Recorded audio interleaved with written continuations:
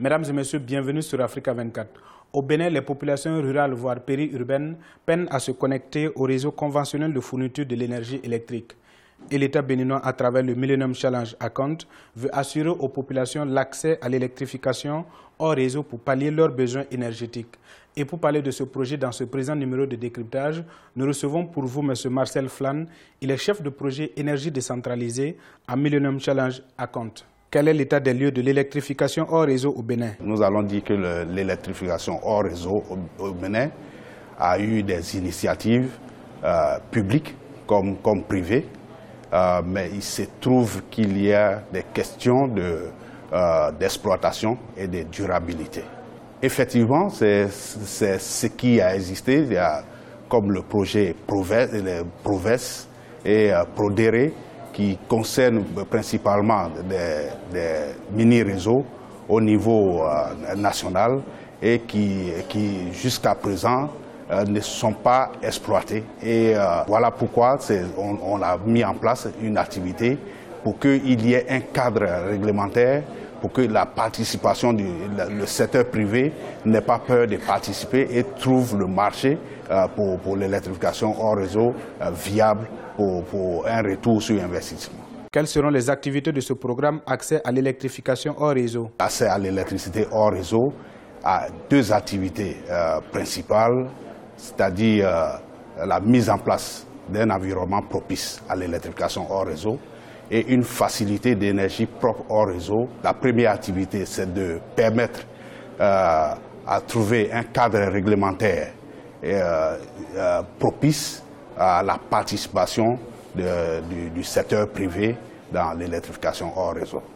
Et la deuxième activité, qui est la facilité d'énergie propre hors réseau, c'est de permettre aussi à mobiliser, disons à cofinancer les projets que les potentiels promoteurs peuvent proposer pour l'électrification hors réseau. Quels sont les objectifs de ce programme? L'objectif principal, c'est d'apporter l'énergie électrique aux populations qui sont isolées, les populations rurales qui ne peuvent pas être connectées au réseau national de la SB2E, la Société nationale, la Société béninoise d'énergie électrique. Comment les populations peuvent-elles bénéficier de ce programme? Les populations, comme on l'a dit tantôt, voilà pourquoi on lance aujourd'hui cet appel à projet.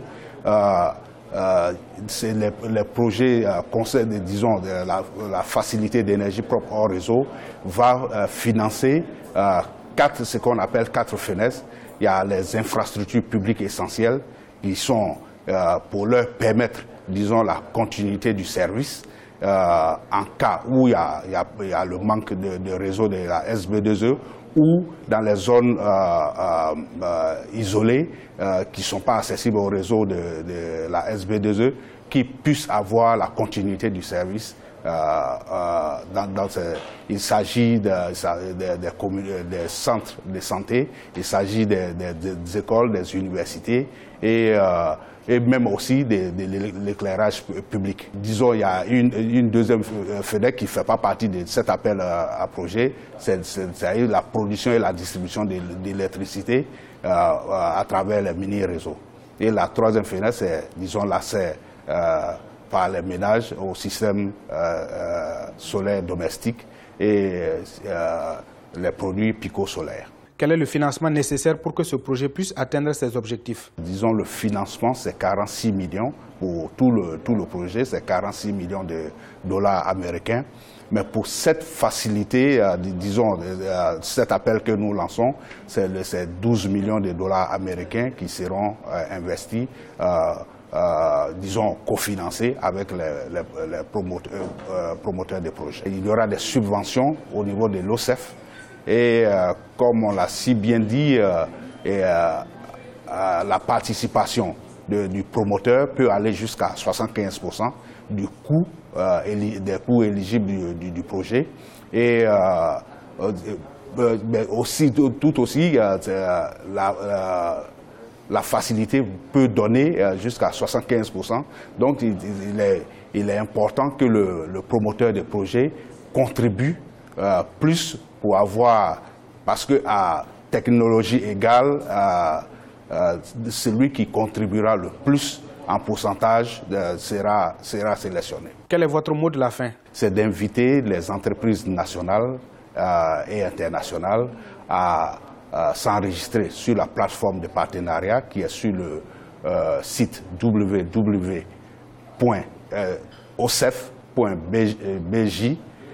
pour qu'ils puissent entrer en partenariat avec, soit pour requérir les financements, pour avoir des financements, ou bien, disons, mettre en synergie leur expertise, que ce soit au niveau local qu'international. C'est ce que je souhaiterais pour les promoteurs de projets et qu'on ait des bons projets au soir du 22 mai 2018, car ce premier appel à projet court pendant 90 jours, c'est-à-dire à partir d'aujourd'hui jusqu'au 22 mai.